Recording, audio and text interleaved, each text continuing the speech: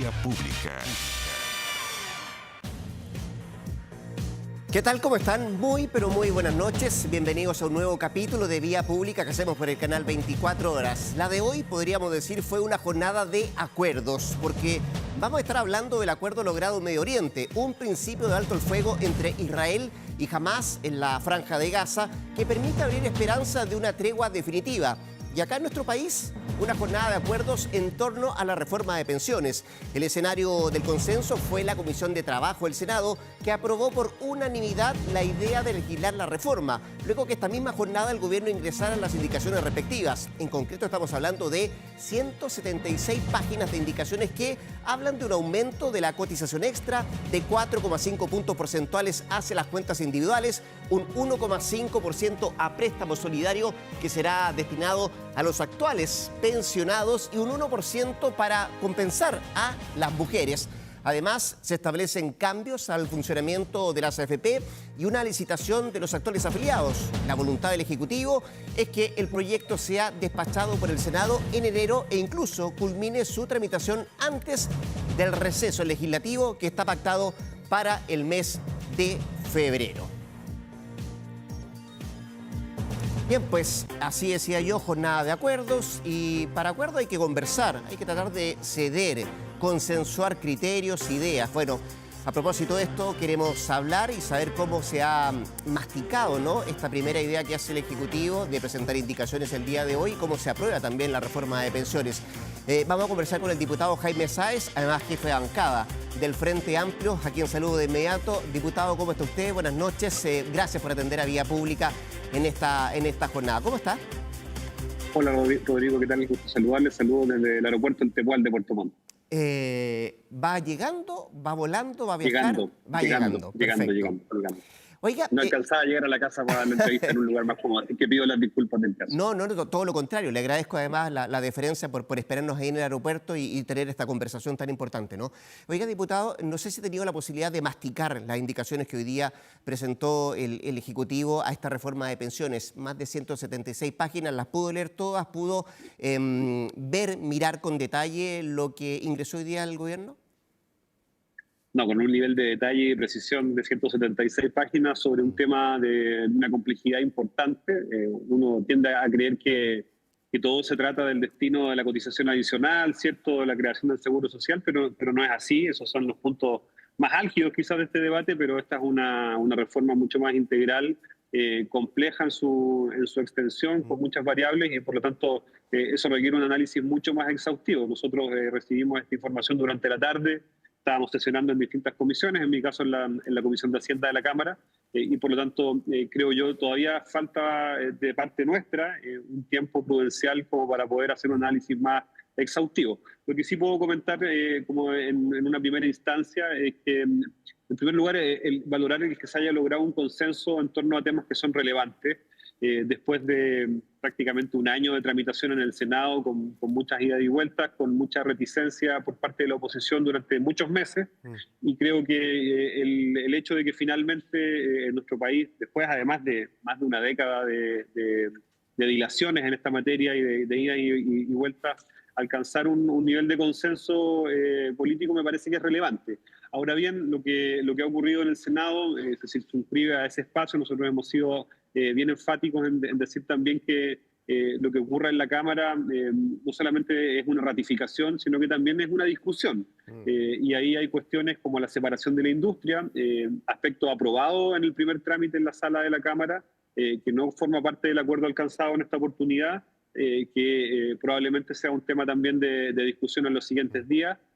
No obstante, creo yo, el nivel de urgencia que tiene nuestro país de poder avanzar en una mejora ostensible en las pensiones de los actuales pensionados y de dar ciertas garantías básicas de sostenibilidad financiera y de calidad de vida, podríamos decir, también para quienes se van a retirar en los siguientes 5 años, en la siguiente década, es también una responsabilidad que es ineludible, y desde esa perspectiva el hecho de que tengamos que reflexionar al respecto no quita el carácter urgente que tiene esta materia y de poder avanzar en lo mismo, ¿no? Dice usted que tengamos que reflexionar. Podríamos decir que su partido, usted en lo particular como jefe de bancada, me está transmitiendo que están en reflexión de lo que pasó hoy día, particularmente el Senado, no solamente con la indicación que ingresó el Ejecutivo, también con que esto se aprobara, la idea de legislar por unanimidad por parte de los senadores de la Comisión de Trabajo. Usted al principio de la conversación me preguntaba si había tenido la oportunidad de analizar o de leer las 176 páginas que contienen las indicaciones ingresadas. Yo le decía que por la extensión todavía no, pero cualquier análisis riguroso implica un nivel de reflexión, o sea, implica comprender lo que se ha aprobado, conversarlo con el Ejecutivo, con quienes hemos tenido una conversación constante en las últimas semanas y mucha retroalimentación respecto a esta negociación que no está radicada en la Cámara, está radicada en el Senado. Así es. Y naturalmente corresponde que la conversación sea con quienes tienen que votar, en este caso los senadores. No es una queja en ese sentido. Ya, pero perfecto. Evidentemente, por la importancia que reviste este asunto, uno no puede simplemente decir me gusta o no me gusta, no es blanco y negro. Y creo que en ese sentido una reflexión y un análisis crítico de lo que ha sucedido es muy importante para poder ser un aporte en esta discusión y zanjarla de la mejor forma posible. Dígame si le interpreta la siguiente frase: ¿van a apoyar la reforma, pero no cualquier reforma? Nosotros tenemos absoluta claridad y un compromiso con el país y con el presidente de la República, que es de nuestro partido además, de que vamos a apoyar esta reforma a las pensiones.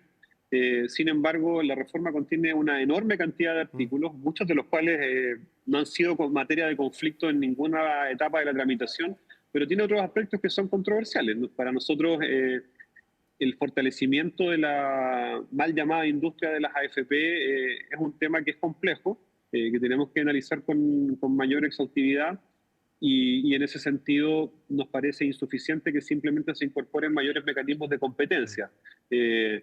Uno desearía una mayor participación del sector público, del Estado particularmente en materia de derechos sociales, pero también con absoluto criterio de realidad entendemos cuál es la situación política en la que nos encontramos en el Congreso, en ambas cámaras, y honestamente sacar una reforma de esta naturaleza en estas condiciones casi parece un milagro. Entonces creo que también hay una valoración al respecto, lo que, reitero, no quita que tengamos la posibilidad de reflexionar, de discutir lo que se ha acordado ahí, porque en definitiva nosotros no es simplemente apretar un botón, es una votación que es relevante para la inmensa mayoría del país y que va a marcar a Chile por muchos años. Entonces no es trivial y yo creo que en ese sentido hay que desdramatizar también la posibilidad de disentir de algunas cuestiones que se han negociado y abordado con los senadores como corresponde, pero luego tiene que entrar a la Cámara y hay que conversar con los diputados y diputadas, eso es lo que corresponde. Ya, quiero entender entonces que para usted la Cámara de Diputados no es un buzón del Senado, primera cosa. Y segundo, diputado, para usted este es un acuerdo entre el gobierno y ¿quién? ¿Chile Vamos o con la oposición? No, yo distingo ahí, o sea, y en ese sentido también valorar el rol que ha tenido Chile Vamos de a lo menos sentarse a la mesa y manifestar puntos de vista, no solamente críticas, sino que hacer aporte a la discusión, con los cuales, por supuesto, no necesariamente uno tiene que estar de acuerdo. Hay visiones ideológicas muy opuestas en este sentido, pero estamos hablando de particularmente lo que ha hecho el senador Rodrigo Galilea, y me merece mucha valoración. Y muy distinto a la bravuconada que hemos visto constantemente en sectores más reaccionarios como los republicanos o la gente vinculada a Johannes Kaiser, que en definitiva lo que muestran es un nivel de fanatismo y de defensa irrestricta de un modelo que no ha generado buenas pensiones, de un modelo que vale, hay que decir que, claro, es importante para el desarrollo del mercado de capitales en Chile, pero en un sistema previsional el primer objetivo es entregar buenas pensiones. Si además hace funcionar el mercado de capitales, fantástico. Pero en el caso de nuestro país, en definitiva, este sistema de capitalización únicamente individual, más allá del ahorro insuficiente que hemos tenido en los últimos años y de los retiros también, hay que decirlo, en definitiva está demostrado que un sistema basado únicamente en el ahorro individual no tiene suficiencia financiera. Y por eso es que es importante avanzar en un modelo mixto, que es lo que se está planteando ahora, que sienta las bases de un seguro social, que no es el ideal que se presentó originalmente en el proyecto de ley, que se aleja también mucho de lo que planteamos como programa de gobierno, pero instala la seguridad social en Chile por primera vez, y me parece que eso es un avance casi civilizatorio para nuestro país. Nos pone un poco en la sintonía de los países con los que nos gusta compararnos. Ahora, Sí. en los próximos años probablemente va a quedar demostrado que lo que se está haciendo hoy día va a ser insuficiente y en ese sentido es relevante que como sociedad comprendamos que este debate no puede cerrarse simplemente porque aquí se logra una mejora importante. Entre otras cuestiones, porque nuestro país tiene un factor demográfico que es muy decidor. Nuestra población envejece aceleradamente y nuestra natalidad está muy a la baja. Y al mismo tiempo tenemos problemas severos en el mercado laboral respecto a informalidad y ahí hay uno de los nudos críticos que esperemos se pueda solucionar en el Senado, por ejemplo, bajando los requisitos para que las mujeres accedan al seguro social. Está planteado Sí. en 13 años, esperamos que se llegue a 8, Eso, porque lo contrario, la cantidad de personas que quedan fuera es demasiado. ¿le permite si vamos analizando, vamos mirando algunas cosas que parece que hay consenso y después vemos otras donde hay disenso, ¿no? Respecto a lo que se ha presentado hoy día como indicaciones y lo que se ha podido ver, ¿no? Son 176 páginas, me imagino que nadie la ha podido mirar con mucho detalle. Pero dicho eso, diputado, por ejemplo, hoy día la ministra del Trabajo decía, lo que tenemos hoy día, lo que logramos sacar hoy día con este acuerdo va a permitir no solamente subir las actuales pensiones, sino que también las futuras pensiones. Y ese es un anhelo del gobierno. ¿Doble check para eso? Absolutamente, yo creo que no solo un anhelo del gobierno, es un anhelo del país. Todos quienes tenemos familiares adultos mayores deseamos que vivan en una mejor condición y que tengan una mejor situación económica al finalizar cada mes, ¿no? Y yo creo que eso se cumple con esta reforma. Pero hay aspectos, y lo quiero centrar en el dilema de la separación o no de la industria, ¿no? El principal negocio de las administradoras de fondos de pensiones no es la inversión y la rentabilidad que se logra a través de la inversión, sino que tiene que ver con lo que se ha denominado el back office y la administración. Es ahí donde han lucrado sistemáticamente y donde concentran una parte importante de su utilidad. Entonces, lo que uno no quisiera es que a partir de esta reforma no sé, en un año más, en 2 años más, en 3 más, empecemos a ver nuevamente utilidades absolutamente obscenas de un sector económico que no genera valor, además. Entonces creo que ese tipo de cuestiones tenemos que ser capaces de preverlas. Yo creo que hay mecanismos interesantes que favorecen la competencia, que castigan además a quienes quieran pasarse de listos con el tema de las comisiones, aumentando, por ejemplo, el valor de las mismas una vez realizada la licitación del stock de afiliados. Entre paréntesis, la licitación del stock de los actuales afiliados y no solo de los nuevos también es un avance que es importante para regular de mejor forma esto, pero creo que en materia de derechos sociales siempre es deseable, al menos desde la perspectiva nuestra, desde el Frente Amplio, que el sector público, que el Estado tenga una participación más robusta, no solo en términos de regular, Déjeme hacer sino una también en pausa ahí. términos de favorecer Sí. digamos, mejores pensiones y además una administración que sea más eficiente y menos onerosa que la que tenemos hoy día. Déjeme hacer una pausa ahí porque usted menciona dos cosas que le parecen que son buenas, ¿no? Más competencia en el mercado, la licitación del stock, ¿no? De afiliados que involucran no a los actuales, sino que también a los nuevos, ¿no? O sea, no a los nuevos, sino que también suma a quienes están dentro del proceso. Pero no tiene separación de la industria. No compensa estos dos avances con la separación de la industria para su sector, para el Frente Amplio en lo específico, y van a ir por tratar de modificar aquello en la Cámara? Me parece que es insuficiente Ya. hasta ahora y evidentemente esta es una declaración la que yo hago y esto tendría que ser contrastado y ser evidenciado en la práctica, ¿no? Pero la evidencia que uno tiene de sistemas similares o de otras materias regulatorias nos indica que es insuficiente y por lo tanto nosotros vamos a evaluar si debemos llevar adelante esa disputa nuevamente en la Cámara, entendiendo que se aprobó en el primer trámite y no por pocos votos. Y entendiendo además que en términos de la subjetividad y de lo que la ciudadanía espera, yo no conozco gente ni de mi sector ni de oposición en general, el ciudadano de a pie, que tenga una buena opinión de su administradora de fondos de pensiones. Entonces creo que ahí también hay un asunto que no es menor, porque evidentemente para favorecer el ahorro es importante la confianza. Y cuando uno no confía en quienes están administrando tus recursos e invirtiéndolos, eso desincentiva el ahorro e invita a las personas a estos cantos de sirena de nuevos retiros, por ejemplo. Entonces, ahí hay un punto que es importante, cómo se fortalece la confianza en un sistema previsional que tiene que durar varias décadas. Los que somos más jóvenes tenemos que, en el ideal de las cosas, retirarnos bajo estas nuevas modalidades. Entonces, Sí. es relevante que para este segmento de la población exista confianza en quienes van a llevar adelante la administración y la inversión. Sí. Y por eso es que este sector particularmente el de las AFP y el de las aseguradoras, no genera esa confianza. Entre otras cosas, baste mirar lo que está ocurriendo con Factop y la Raín Vial, por ejemplo, en los últimos días. Entonces, en general, el sector financiero en Chile, quienes están ligados al mercado de capitales, a las AFP, a todo ese mundillo como el Sanhattan, permítame decir que sus credenciales, no solo legales, sino que también éticas, son a lo menos discutibles. Ya, deje preguntárselo de otra forma. Si es que llega a la Cámara de Diputados este proyecto de reforma de pensiones sin separación de la industria, ¿no va a tener el voto de su partido, el Frente Amplio? El voto del Frente Amplio está comprometido para aprobar la reforma a las pensiones. ¿Ya? Parte de la técnica legislativa es que uno puede solicitar votaciones separadas en aquellas cuestiones sobre las cuales hay dudas. Eso pasa continuamente en todos los proyectos, no implica un drama, no implica ni una traición ni un desorden. Pero esto es algo que hay que conversar. Yo creo que sería perjudicial para el oficialismo que esta fuera la postura solamente del Frente Amplio. Es algo que estamos conversando con las otras bancadas oficialistas, y en la medida que tengamos un grado de concordancia, vamos a dar las disputas que se puedan dar y que tengan viabilidad política y que le hagan sentido también a la ciudadanía. Si esto no se trata solamente de un capricho o de satisfacer nuestra propia expectativa, se trata de satisfacer lo que la ciudadanía está demandando. Sí. Ahora, hay algo si esas condiciones están dadas, por supuesto que vamos a insistir. Sí.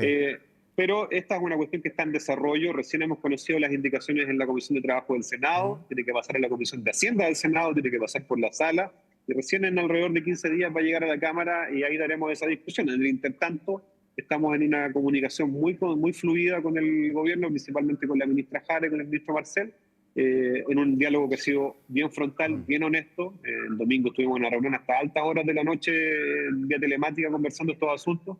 Y en la medida que esa comunicación y la posibilidad de poder plantear nuestros puntos de vista donde corresponde, porque tenemos la posibilidad como oficialismo de hacerlo cara a cara con los ministros y ministras, lo vamos a seguir haciendo, más que mandar recados a través de los medios. Por supuesto, pero hay algo que va por un carril paralelo, ¿no? Y que tiene que ver justamente con la industria, que es plebiscitar el rol de las administradoras de fondos de pensiones que está empujando, por cierto, su partido con el Partido Socialista. Digo, si eso no logra ese consenso que usted dice, o votar por separado, la separación de la industria, cuando llegue este proyecto de reforma de pensiones a la Cámara, ¿ustedes van a seguir empujando esto de plebiscitar el rol de la administradora de fondos de pensiones?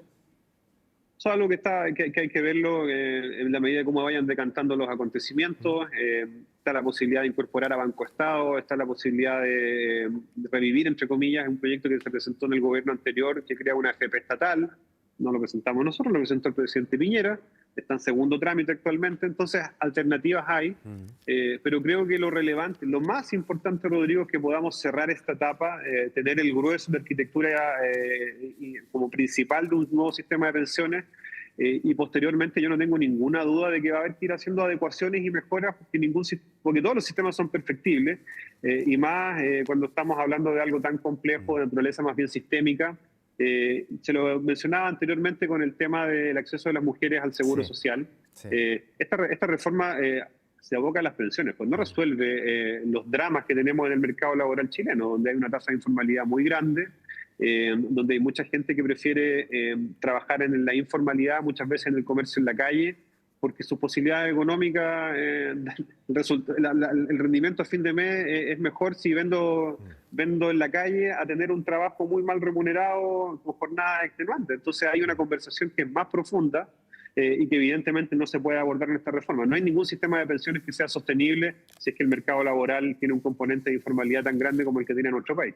Hay una indicación que habla, y usted lo mencionaba la pasada, diputado, tiene que ver con el caso de las mujeres, ¿no? ¿Cómo hacer que las pensiones de las mujeres se equiparan al menos a lo que tienen los hombres? Y ahí la indicación establece 13 años como límite de cotización, ¿no? ¿Ustedes van a pelear porque sea menos que eso? Entiendo, se lo escuchaba a la diputada Gail Jomans, de su partido también, del Frente Amplio, que decía que efectivamente hay, por lo menos, con ese límite de 13 años, 400.000 mujeres que podrían quedar fuera de esta garantía, ¿no? ¿Van a pelear ustedes porque sean menos años? Esa es una pelea que es irrenunciable. Y hay un mérito no solo de la diputada Yeomans, que ha sido una de las principales impulsoras de bajar la edad, o sea, el tiempo de cotización para acceder al seguro social, sino también de un conjunto de senadoras de forma muy transversal, porque esa indicación ha sido suscrita, entiendo yo, por senadoras tanto del oficialismo como de oposición, porque es una cuestión de sentido común. Además, la media de cotizaciones de las mujeres en Chile es alrededor de 6 años. Entonces, efectivamente, más del 40% quedaría fuera si esto se mantiene inalterable. Y, por supuesto, esa es una cuestión que no resiste ningún análisis y es inaceptable. Entonces, hay que tratar de propender a un sistema que pueda integrar a la mayor cantidad de personas posible, que incentive la cotización y el ahorro. Y como le decía anteriormente, para eso es muy relevante también que tengamos algún tipo de reforma, no sé si en este gobierno o en un próximo, en la naturaleza que sea, en el mercado laboral, porque en definitiva con los niveles de informalidad que tenemos hoy día, por más que se haya aumentado esto en varios puntos y que nos hayamos acercado o estemos en el nivel de los países de la OCDE en cuanto al nivel de ahorro, si no hay formalidad en el empleo, si no hay seguros asociados, entonces no va a funcionar. Así que ahí hay un tema pendiente que es bien relevante para poder consolidar un sistema de pensiones a largo plazo. Sí, déjeme ir a otro punto, no sé cuál es la postura de usted. Hay un 6%, ¿no?, de cotización adicional y de ese 6% un 1,5% va a ir a préstamo que va a permitir mejorar las pensiones de los actuales jubilados, que por cierto no pueden acceder a ese 6% de cotización extra o cotización adicional. ¿Le preocupa cómo va a quedar documentado ese préstamo para esa gente que va a incluso, prestar ese 1,5%? ¿Cómo va a quedar documentado de parte del Estado? Me preocupa todo. Ya. Nos preocupa todo y yo Ya. creo que, en general, yo creo que a cualquier actor político con un mínimo de responsabilidad debiera preocuparle todo. Porque le he dicho anteriormente, esta es una reforma de gran complejidad, con una enorme cantidad de artículos y por lo tanto el fraseo no es una casualidad. Siempre está cargado de cierta intencionalidad. Y se termina transformando o en un impedimento para algo o en algo que habilite ciertas cuestiones. Entonces, es un asunto en donde tenemos que tener mucha atención, así mismo como la transitoriedad en la mejora en la PGU, como este seguro social que va a tener un vencimiento en el fondo. Vamos a tener un seguro social, pero por una cantidad de años, alrededor de 30 años, y la sociedad y el Chile del futuro tendrá que determinar en ese momento si es que fue una buena idea la que tuvimos en 2024-2025 de establecer un seguro social. Yo intuyo que que los chilenos y chilenas del futuro van a tener la sapiencia para dirimir que sí fue una buena idea y que tiene que profundizarse y fortalecerse. Diputado Jaime Sáez, hubo dos conceptos, ¿no?, que en el último tiempo como que salieron a verbalizarse mucho más dentro de la Comisión de Trabajo del Senado, pero particularmente también era algo que se le había hecho saber al Ejecutivo, particularmente también al Ministerio de Trabajo. Uno tenía que ver con las mujeres, que ya lo abordamos, ¿no?, respecto a los años de cotización y cuántas podrían verse afectadas en esto. Lo otro tiene que ver con la sostenibilidad fiscal. ¿Cuánto le inquieta? Usted me dice, me preocupa todo. Bueno, pero en este caso específico, ¿ya ha tenido oportunidad de hablar ese tema de sostenibilidad fiscal con el ministro Marcel? Me preocupa más que lo anterior. Ya. Es muy evidente que, y creo que la discusión presupuestaria que tuvimos hace unos meses atrás evidenció el estrés fiscal en el que se encuentra nuestro país. Esto viene siendo además plasmado en distintos informes que ha hecho el Consejo Fiscal Autónomo en los últimos años. Y básicamente nuestro país, como muchos otros, está pagando la cuenta de la pandemia. A veces se nos olvida las implicancias más estructurales que tuvo la pandemia, equivalente a varios terremotos grado 9. O sea, el descalabro fiscal, no solo en Chile, sino a nivel mundial, es brutal. Y esto lo conversábamos ayer con la ministra de Salud a propósito de otros temas, pero y a propósito de los recortes que han llegado también a distintos ministerios. Ha habido como una profusa queja al respecto. Pero en definitiva la sostenibilidad fiscal es un tema y creo que el hecho de que la PGU no pueda mejorar de forma más acelerada responde a que básicamente no hay plata. Y esa es una cuestión que debiésemos entender todos quienes estamos en política y también la ciudadanía y por cierto los medios de comunicación. Y ahí es donde uno se dan ganas de azotarse la cabeza contra un muro, porque la reforma tributaria rechazada por 2 votos de diferencia en marzo del 2023 tenía como finalidad precisamente garantizar la sostenibilidad fiscal de una reforma de pensiones y de otras políticas públicas más que demandan un gasto que es creciente en el tiempo. Si esto fuera un gasto de una sola vez, ok, podemos ver las fórmulas, pero esto es un gasto que es permanente y que es creciente y que por lo tanto tiene que estar financiado y hoy día, más allá del proyecto de la ley de cumplimiento tributario que aprobamos el año pasado, alcanza para ciertas cosas, pero creo que el país le llora una reforma tributaria más estructural que permita una recaudación más sostenible. Por supuesto, poniendo atención a todos los aspectos vinculados al crecimiento económico, creo que aquí no tiene por qué ser una disyuntiva entre una cosa o la otra. Yo creo que Chile necesita mejorar sus niveles de recaudación, necesita un sistema tributario que sea más progresivo, que nos permita, entre otras cosas, por ejemplo, cuestionarnos por qué tenemos un IVA tan alto. Y es porque los más ricos pagan poco. Entonces se paga la cuenta entre todos, finalmente la termina pagando el grueso de la población. Bueno, creo que esas son cuestiones que son relevantes para poder abordar este tipo de reformas. Uno podría decir también, diputado, que mirando lo que se está conversando hoy día respecto a esta reforma, ya no va a ser solo un 10, sino que un 16% y casi 18% que tienen que pagar los empleadores a propósito de lo que se va aumentando. Pero puede ser discusión más adelante y seguramente nos vamos a meter en eso. Usted me decía, faltan 15 días para que llegue la reforma a la Cámara de Diputados, más o menos, ¿no? Porque, un poquito menos, pues. Sí, menos. Ahora están apurando el tranco en el Senado, van a juntarse mañana, entiendo que también están viendo la posibilidad de juntarse el sábado para que la próxima semana llegue a la Comisión de Hacienda y pueda votarse la próxima semana en la sala. De ahí va a pasar a la Cámara de Diputados. ¿Usted es partidario, diputado Sáez, de que se mastique bien esta reforma, de que se vea con mucho detalle? ¿Usted le gustaría que saliera en enero o no tiene inconvenientes, por ejemplo, de que salga una mejor reforma entre marzo y abril de este año? A ver, nosotros, los diputados, diputadas, senadores y senadoras, recibimos una remuneración por el trabajo que desempeñamos, ¿Sí? Que no es poca, y por lo tanto, cuando un proyecto de ley lleva más de un año, no, casi 2 años ya a esta altura de tramitación, uno no puede argumentar que ha tenido poco tiempo. Hoy día en la mañana estábamos revisando el proyecto de nombramientos de notarios y entre otros personajes el diputado Johannes Kaiser decía que esto había llegado recién, cuando en realidad es un proyecto que había llegado a la Cámara hace más de un mes. Uno es integrante de una comisión específica, en mi caso de Hacienda, pero yo tengo el derecho constitucional a ir a cualquier comisión si es que un tema, un proyecto de ley me interesa. Y mi obligación es interiorizarme.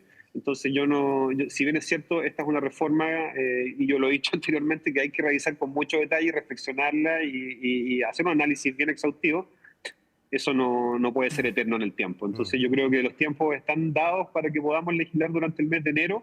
Lamentablemente hoy día el Partido Republicano no generó las condiciones de unanimidad que se requieren para que la última semana de enero, que está planificada originalmente como semana distrital en la Cámara, se transforme en semana legislativa. Sin embargo, yo tengo plena confianza en que finalmente eso va a terminar sucediendo pese a la oposición de la extrema derecha, y vamos a poder tener una reforma de las pensiones bien tramitada, bien discutida, bien debatida, pero durante el mes de enero, y que va a permitir que ya hacia fines de este año se empiecen a ver los primeros resultados de mejora en las pensiones de los actuales jubilados. Sí, entiendo que tiene potestad el presidente para citar al Parlamento, ¿no? Pasa que además hay que renovar el estado de excepción constitucional, no recuerdo si el de la Araucanía y Biobío o el del norte del país, y eso es ineludible. Entonces esa sola condición ya nos obligaría a tener que sesionar. Por lo demás, la excusa que dan los republicanos, perdóneme, pero a mí me parece de mal gusto, por decirlo de algún modo. Bien, pues vamos a ver qué es lo que pasa en los próximos días. Decía yo, sigue el trámite todavía en el Senado, pasa a Comisión de Trabajo, tiene que aprobarse ahí en particular, después la Comisión de Hacienda, la Sala y después va a llegar a la Cámara de Diputados, como nos ha dicho el propio diputado Jaime Sáez, jefe de bancada además del Frente Amplio, de que va a haber una discusión y probablemente esto, si se dan los tiempos, se dan las ganas, se dan los ánimos, pueda salir durante el mes de enero. Diputado, gracias por su tiempo, gracias por conversar con Vía Pública esta noche. No es de que Rodrigo, que tenga buena jornada. Y que llegue bien a la casa. ¿Eh? Gracias. Bien, pues ahí estaba la conversación con el diputado Jaime Sáez, jefe de bancada del Frente Amplio. Estamos de regreso acá en Vía Pública. Quiero contarle que usted puede protegerse de la delincuencia con TPY, vigilancia en tiempo real de cámaras de seguridad con audio disuasivo para su empresa, alarmas TPY con cámaras conectadas a su smartphone y botón de emergencia móvil para su hogar. No sea usted la próxima víctima y contrátelos en tpy.cl.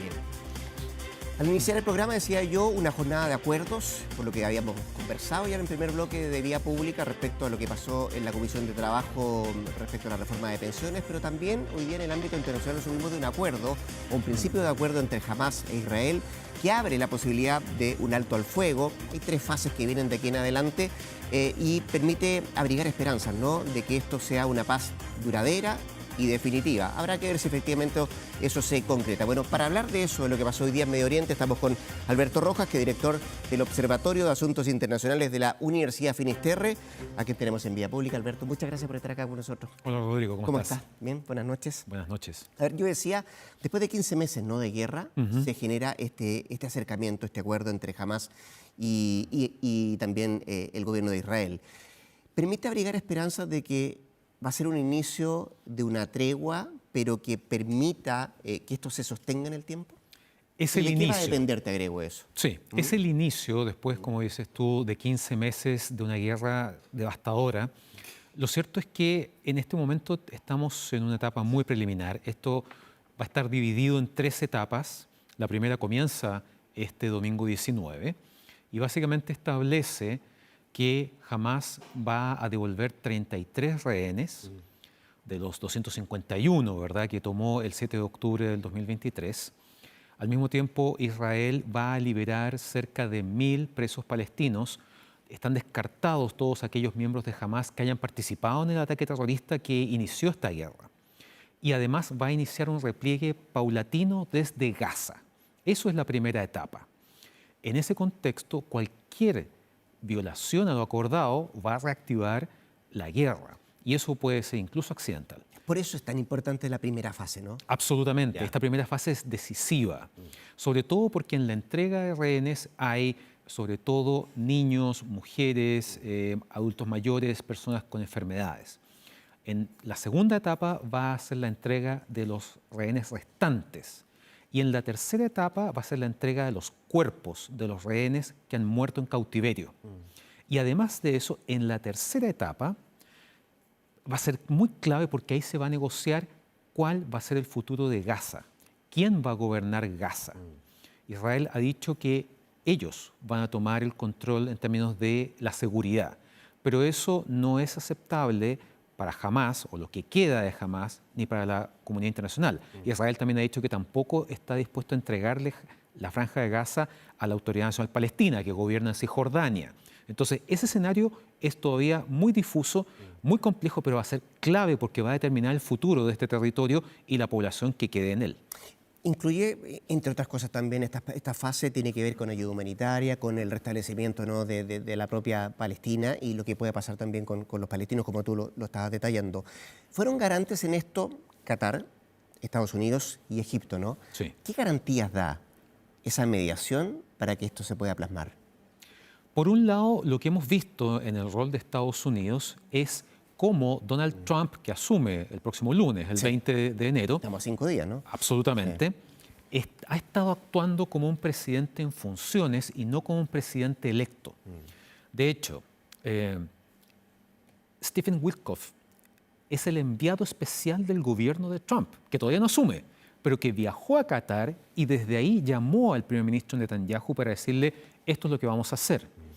Gran parte de este acuerdo se basa en la propuesta del presidente Biden presentada en mayo. En mayo del año pasado, ¿no? Exactamente. Dicen que es el mismo acuerdo. Es prácticamente el mismo. Ya. ¿Qué es lo diferente aquí? La actitud. Aquí lo que vemos es que Trump desde un comienzo, y lo dijo varias veces en puntos de prensa, después de la elección, después de ganar la elección, que si Hamás no liberaba a los rehenes iba a desatar un infierno en Gaza. Y por otro lado, sabemos que la relación de Trump con el primer ministro Netanyahu es bastante estrecha. Lo quedó demostrado en el primer gobierno. Recordemos que en ese periodo Trump mueve la embajada de Estados Unidos desde Tel Aviv a Jerusalén. Entonces, en ese contexto, lo que vemos es que efectivamente Trump ha ido preparando el camino para su llegada o su regreso a la Casa Blanca. ¿Y qué es lo que él quiere? Un escenario más despejado de conflictos. Él quiere que este conflicto desaparezca del escenario, así como la guerra en Ucrania. No porque le importen de manera personal o profunda, sino porque en el fondo lo que quiere es evitar distracciones. Sí. Él quiere enfocarse en los temas internos, empleo, economía, migración, frontera, y enfocarse en el gran rival que es China para Trump. Todo el resto es algo que no le interesa. Y de hecho, sí, hoy día Marco Rubio, en su audiencia frente al Congreso, dijo, durante el gobierno de Trump vamos a poner las prioridades de Estados Unidos por delante de las de cualquier otro país.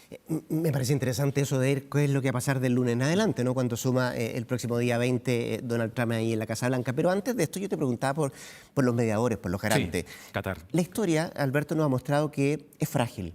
Y varias veces hemos visto que hay treguas, que hay posibilidad de que cese el fuego, de un alto al fuego casi permanente. Pero además ha mostrado no solamente la fragilidad, sino que efectivamente que esto puede romperse en cualquier minuto. Sí. Hoy día la ayuda humanitaria que está llegando a la Franja de Gaza depende básicamente de que jamás la permita, ¿no?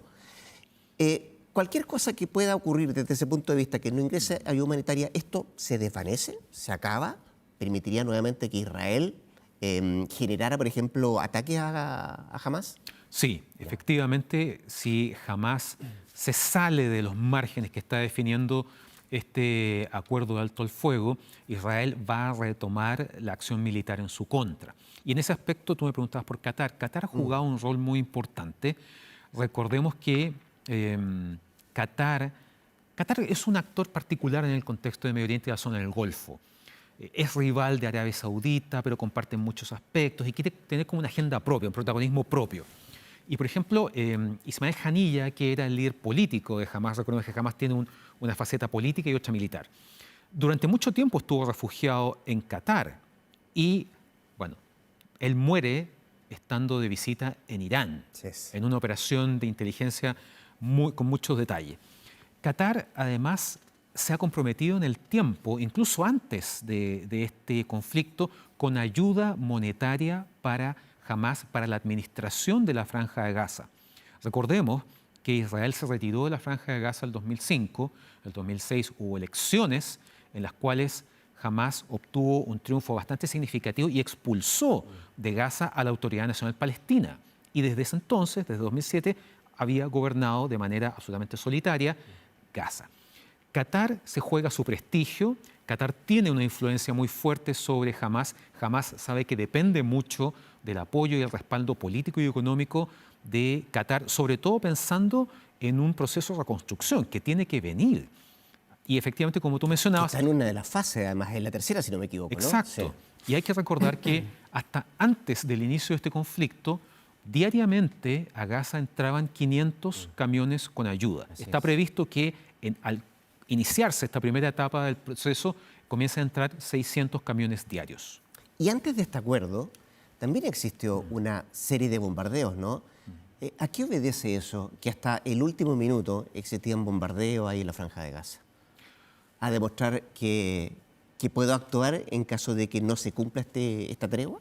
Es una lectura, ¿ya? Pero también hay otro factor, y es el hecho de que en el lado israelí hay que recordar que Benjamín Netanyahu está en el gobierno gracias a una coalición de partidos en donde hay muchos partidos que podríamos calificar de ultraderecha y que han sido particularmente refractarios a cualquier entendimiento con Hamás. O sea, dentro del gabinete hay ministros que se habían opuesto abiertamente, como el de Finanzas, a cualquier negociación con Hamás porque el objetivo era su aniquilación absoluta. Hemos llegado a este punto en gran medida producto de los intereses y la presión del nuevo gobierno estadounidense que está por llegar a la Casa Blanca. Hay un punto de prensa que hoy día ofrece el actual presidente de los Estados Unidos, Joe Biden, que está secundado por Anthony Blinken, el secretario de Estado, y también por Kamala Harris, la vicepresidenta, ¿no? Y le preguntan a Biden, en una situación bien incómoda, ¿quién está detrás de esto? ¿Quién consiguió esto? De hecho, se iba retirando Biden del punto de prensa y se regresa. Y a la periodista que le hace la pregunta, le pregunta a Biden, ¿es broma? Biden estuvo detrás de esto. Efectivamente fue así, más allá de lo que conversamos, ¿no? ¿O fue efectivamente Donald Trump quien empujó a Israel a conseguir este acuerdo? Quizá una mezcla, ¿Sí? No quisiera quitarle mérito al gobierno de Biden, pero lo cierto es que para ser un gobierno que está por ingresar, por volver a la Casa Blanca, la gestión de Trump y el equipo que ya ha definido fue muy intensa, y eso es real.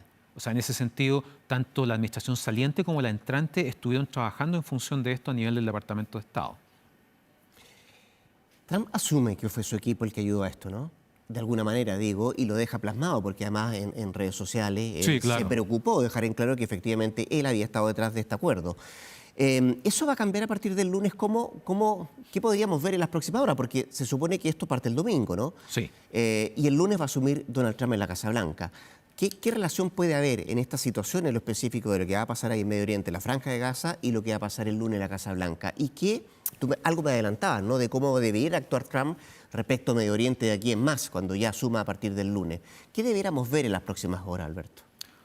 Hay que considerar que este conflicto, esta guerra en Medio Oriente, que rápidamente desbordó las fronteras de Gaza y se extendió al sur del Líbano, vimos la aparición de milicias proiraníes en Siria, en Irak. Irán mismo se involucró en 2 oportunidades atacando directamente a Israel. Y los hutíes en Yemen también, los hutíes en Yemen y en la última etapa, ¿verdad?, vimos la caída del gobierno de Bashar al-Assad, lo cual es un golpe muy duro para Irán.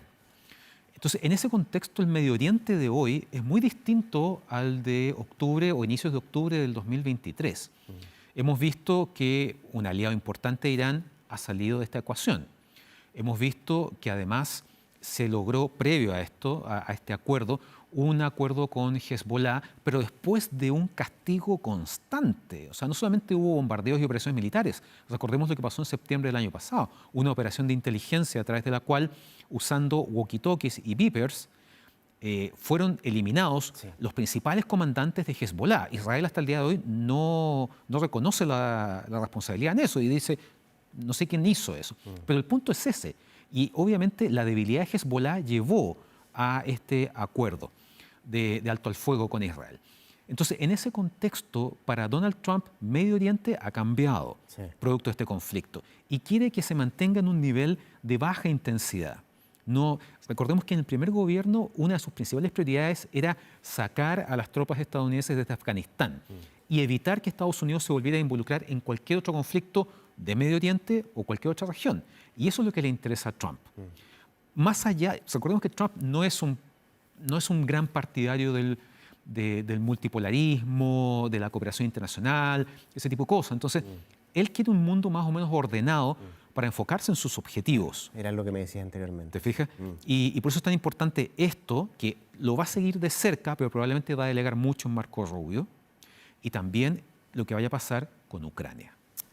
Es probable, Alberto, que sea, no Israel, pero sí Hamás el que esté más al límite de violar este acuerdo, de no respetar la tregua. Y eso, como segunda pregunta, le podría dar a Donald Trump el beneficio de darle la luz verde para que Israel ataque a Hamás. Es posible, pero la imagen que uno tiene hoy de Hamás es de un grupo particularmente debilitado. No solamente porque ha perdido muchos de sus comandantes. Y porque ha tenido que tener muchos frentes que hacerse cargo, ¿no? Absolutamente. Y en ese aspecto, la ayuda de Irán, ¿verdad?, a través del Líbano, a través de Hezbollah para llegar hasta Gaza, va a ser más difícil ahora que Bashar al-Assad no está en el poder en Siria. Entonces, en ese aspecto no me cabe la menor duda que dentro de lo que queda de la cúpula de Hamás debe haber posiciones distintas. Algunos, tal vez mayoritarios, los que estuvieron de acuerdo de aceptar la mediación de Estados Unidos, Qatar y Egipto para llegar a un alto al fuego. Porque después de todo, la otra opción era el exterminio, ¿verdad? Y también debe haber grupos disidentes que dicen, no, vamos a seguir en esto y que ese es el principal riesgo, que en algún momento estos sean como cañones sueltos que actúen de mutuo propio y pongan en peligro este acuerdo, cosa que va a perjudicar no solamente a Israel, sino también a Hamás y sobre todo a la población civil de Gaza. Deja ponerme del lado los positivos en esto de que esto pueda prosperar. Sí. A tu juicio, Alberto, ¿qué alimenta que esto primero se respete y segundo que pueda perdurar en el tiempo? Me parece que es importante los gestos. O sea, efectivamente, si en esta primera etapa, porque esto va a ser largo, la primera etapa va a durar 42, 46 días, se cumple la entrega de estos 33 primeros rehenes, la liberación de estos 1000 presos palestinos. Y efectivamente se comienza a retirar Israel desde Gaza, permitiendo el regreso paulatino de la población hacia la parte norte de Gaza o lo que queda del norte de Gaza. Eso va a ir sentando las bases para seguir avanzando en las otras etapas. Esto es por etapas, esto es paso a paso. Aquí se está construyendo un puente y que es muy importante porque de esta guerra hemos sacado muchas lecciones. Una de ellas era que el gobierno de Joe Biden fue incapaz de ejercer presión sobre un aliado como es Israel para cambiar la estrategia frente a Hamás. Por otro lado, también hemos visto la incapacidad de organismos como Naciones Unidas, específicamente el Consejo de Seguridad, también para hacer algo en este contexto. Entonces, por eso es tan importante que esto, que es un primer paso y que involucra a los actores directos, funcione. ¿Por qué? Porque hemos visto que el resto, a nivel de la comunidad internacional, no fue suficientemente eficaz. ¿Está bien si uno dice, Alberto, que este es un acuerdo de un cese al fuego, que es la posibilidad de una tregua permanente, pero no el fin de la guerra? No es la paz. Ya. Dejémoslo en ese término. Ya. Me parece que efectivamente una guerra puede terminar con un alto al fuego permanente. Sin ir más lejos el caso de Corea. Corea está dividida y desde la guerra de los años 50 viven en función de un armisticio, que es un acuerdo de cese al fuego. No hay un tratado de paz, no hay un documento, nada de eso. Y la verdad es que esta no es la primera guerra entre Hamás e Israel desde Gaza. Ninguna previa había tenido ese nivel de violencia, destrucción y drama humano, ¿te fijas? Pero lo cierto es que pensar en que esto sea el fin de la guerra, sí, podría ser el fin de la guerra, pero es esta guerra, no el gran conflicto entre israelíes y palestinos, que eso tiene otra dinámica, exige otro tipo de compromiso con otro tipo de actores. Además, claro, y tiene una larga data de eso. Absolutamente. Quiero aprovechar esta conversación, Alberto, porque algo tú me dabas luz de lo que podría pasar a partir del lunes cuando Donald Trump, ¿no?, asuma en la Casa Blanca. Tú me dices, va a tratar de que esto funcione, esta tregua ahí entre Hamás e Israel. Que ojalá el cese al fuego se mantenga, que parta el domingo y se mantenga el más tiempo posible para preocuparse de la política interna, ¿no? Claro. ¿Qué vamos a ver en los primeros 100 días de Trump en la Casa Blanca?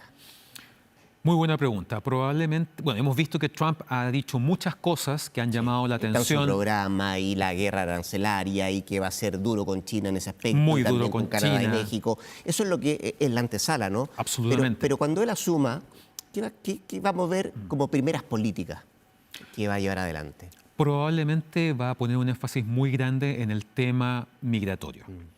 Hemos visto cómo ha ido conformando su gabinete, figuras clave, el tema de este llamado SAR de la frontera. Vamos a ver un reforzamiento a nivel del control fronterizo, que no solamente involucra a Estados Unidos, involucra también a México. Y ya vimos que, por ejemplo, hace algunas semanas Trump habló con Claudia Sheinbaum, la presidenta de México, y ahí hubo una diferencia respecto de qué fue lo que conversaron, porque Trump dijo, tengo el compromiso del gobierno mexicano de que van a cerrar la frontera. Y después la presidenta Sheinbaum dijo, yo nunca dije eso. Dio una interpretación completamente distinta, sí. ¿te fijas? Pero él también se debe a sus votantes. Sí. Y el votante de Trump está esperando eso. También probablemente un movimiento migratorio en términos de repatriaciones a todo nivel. En ese aspecto yo creo que Estados Unidos se va a volver un país muy difícil para la migración indocumentada. Trump va a destinar recursos a ordenar eso, claramente, junto con el control fronterizo y probablemente terminar de construir este muro que prometió durante su primer gobierno. Y eventualmente endurecer las condiciones para entrar a Estados Unidos. Muchos países necesitan visa. En ese caso, Chile también tiene que estar atento, Por supuesto. sobre todo tomando en cuenta que somos el único país de América Latina que tiene el beneficio de la visa waiver. Así es. Y que lamentablemente pareciera estar un poco en peligro producto de esta enorme cantidad de episodios en los cuales hemos visto delincuentes chilenos usando visa waiver para viajar a Estados Unidos, delinquir, etc. Y eso no solamente afecta a nuestra imagen como país, sino que también puede tener repercusiones. O sea, si Trump está dispuesto a presionar a Canadá y a México, presionar a Chile no le cuesta nada. Por supuesto. No hay que olvidar que además, durante su primer gobierno, Trump presionó a Canadá y a México para renegociar el acuerdo del Tratado de Libre Comercio, el famoso NAFTA, porque consideraba que ya no era ventajoso para Estados Unidos. Chile tiene un acuerdo de libre comercio con Estados Unidos. Nada impide que el día de mañana Trump quiera decir, volvamos a negociar. Por supuesto que sí. Y con Canadá, una historia totalmente diferente, tomando en cuenta lo que estaba viviendo ese propio país a propósito de la renuncia de Justin Trudeau, ¿no?, como primer ministro. En la cual Trump tuvo mucho que ver. Por supuesto que sobre sí. todo a De hecho, partir lo invitó a sumarse como el estado número 51. número 51 y además tratar a Trudeau de gobernador. Así es. Alberto Rojas, director del Observatorio de Asuntos Internacionales de la Universidad Finisterra, gracias por estar en Vía Pública esta noche. Muchas gracias por la invitación. Que estén muy bien. Igual. Y nosotros aprovechamos de hacer la última pausa acá en Vía Pública y volvemos con más temas.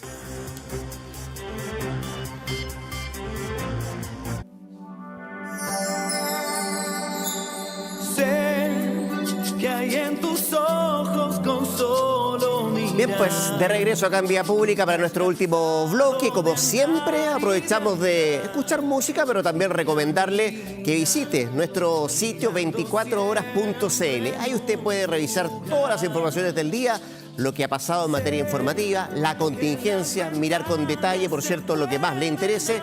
Como esto, por ejemplo, la programación especial de TVN para el Festival de Olmué 2025, que tendrá una cobertura especial para este festival, la que podrá disfrutar desde este jueves 16 de enero. Así es que podrá verla ahí, los cantantes, humoristas, quién canta qué día, quién humorista va a estar en qué jornada. Bueno, ahí está el detalle en 24horas.cl. Miremos qué pasa con el tiempo acá en Santiago. Para mañana jueves se espera una máxima de 31 grados. Cielo despejado, como ha sido la tónica de estos días. Viernes también con 31. El sábado, apróntese porque va a llegar a 33 la temperatura máxima en la región metropolitana. El domingo baja un poco, al igual que el lunes. 31 grados para el domingo, 31 grados para el lunes como máxima acá en la ciudad de Santiago, la capital de este país. Bueno, le decía que desde este jueves 16 y al 19 de enero se va a realizar la edición 2025 del Festival del Guaso de Olmué, un evento que va a contar con la animación de María Luisa Godoy y también de Eduardo Fuentes. Y lo mejor, todavía hay algunas entradas disponibles y para tentarlos le contamos parte de la completa parrilla de artistas que van a estar ahí en el Patagual. Quien dará inicio a la fiesta de Olmué será a quien escuchamos, pues, el argentino Diego Torres, y va a cerrar Lucibel. Pero ojo, porque en el humor estará Ignacio Socias. Eso solo en la jornada de este día jueves. Además, en las jornadas siguientes estará Qué Personajes, Porto Seguro, Luis Jara, Los Jaivas, entre otros artistas. Así que la invitación ya está hecha, aún quedan entradas disponibles y también todos los detalles en las pantallas de TVN. Con Diego Torres despedimos Vía Pública en esta jornada. Desearle buenas noches y muchas gracias por estar ahí.